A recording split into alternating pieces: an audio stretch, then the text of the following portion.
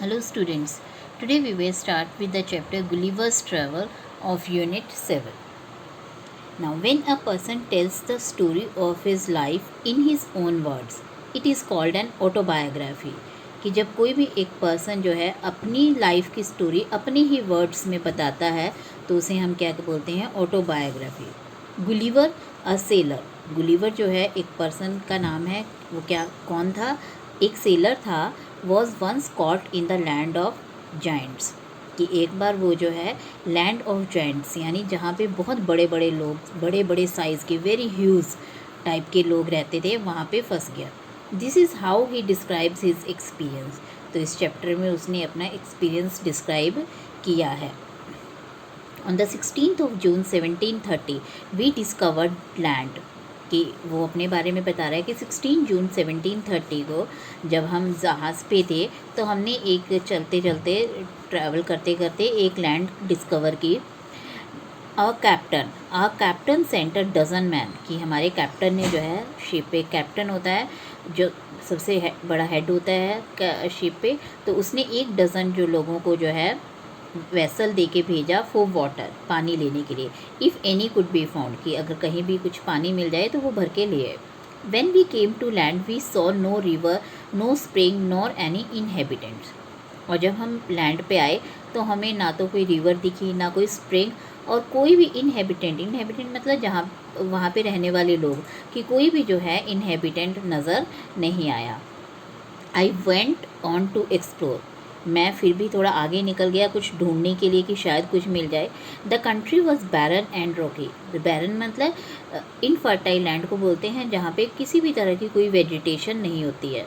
तो कंट्री जो थी बैरन थी, एंड रॉकी मतलब पथरीली थी, पत्थरों से भरी हुई थी।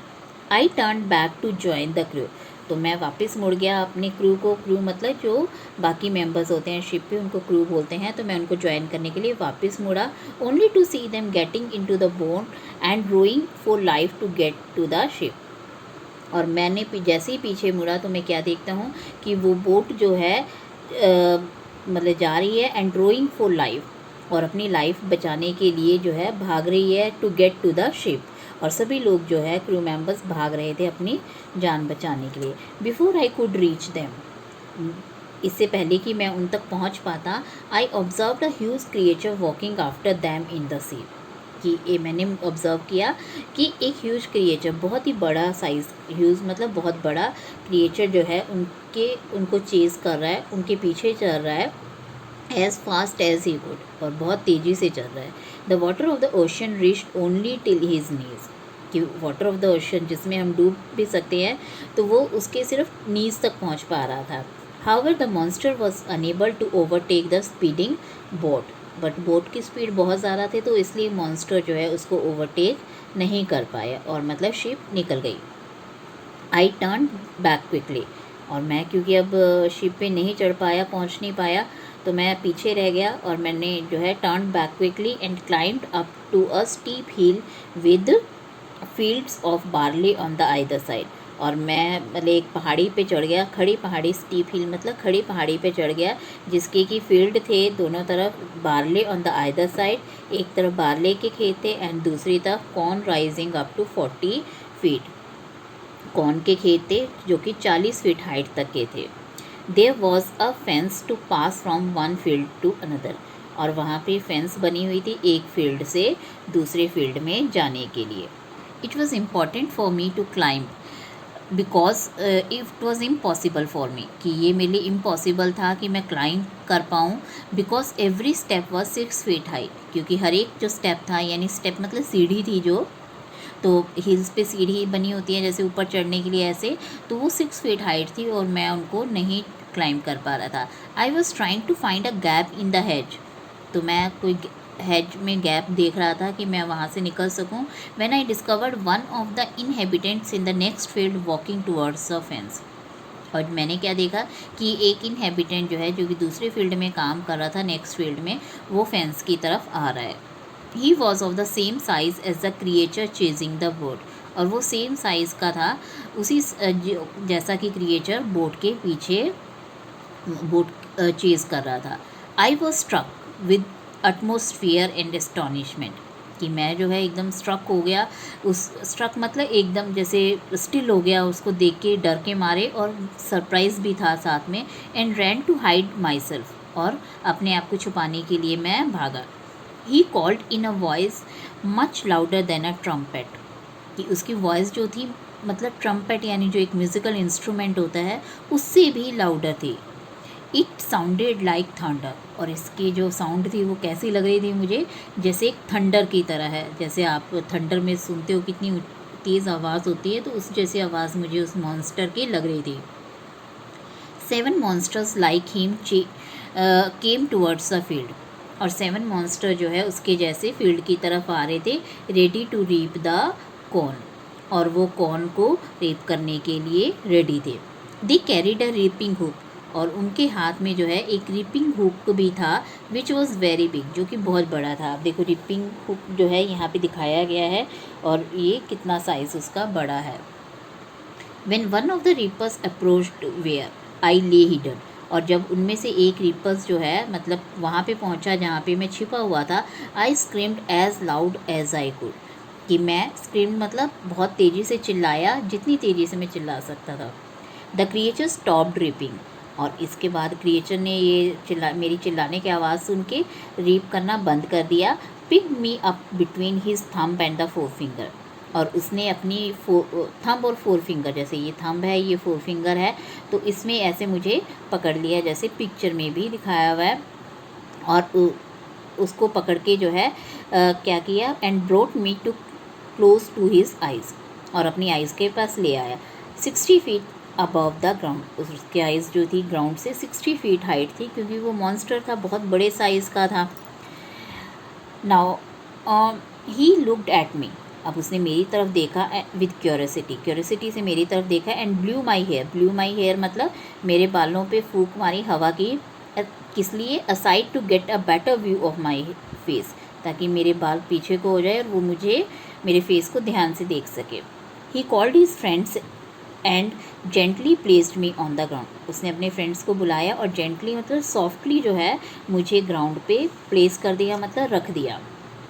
दे all sat on the ground to take a good look at me, अब उन सब ने जो है मतलब ग्राउंड पे बैठ गए वो सब, और किस लिए बैठे, to have a good look at me, ताकि वो सब मुझे ध्यान से देख सके। I walked slowly backward and forward, और मैं जो है मतलब आगे पीछे देख रहा था।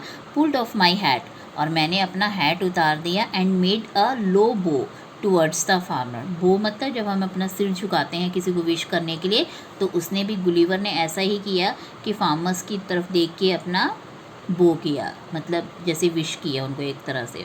आई tried to speak to them loudly in several languages, कि मैंने उनसे बात करने की कोशिश की कई लैंग्वेजेस में।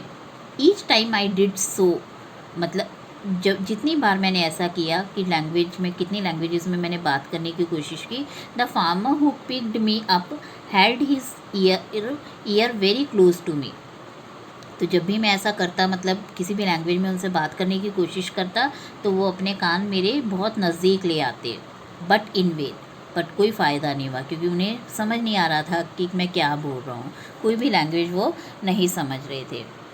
The farmer took me to his house and placed me at some distance on the dining table, which was 30 feet height from the floor, कि फार्मर जो है मुझे एक अपने घर ले गया और मुझे कहाँ पे प्लेस यानी रख दिया, डाइनिंग टेबल पे, जो कि फ्लोर से 30 फीट हाइट पे थी।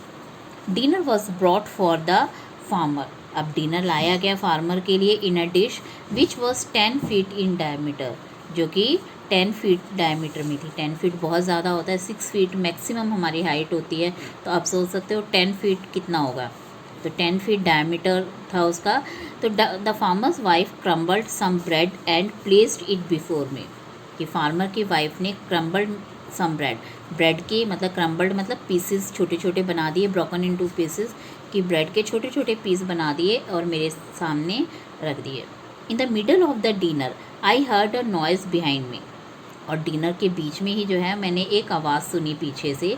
It was purring of a cat that was 10 times larger than an ox, कि एक कैट की आवाज़ थी जो कि 10 टाइम्स लार्जर थी ऑक्स यानी बैल से।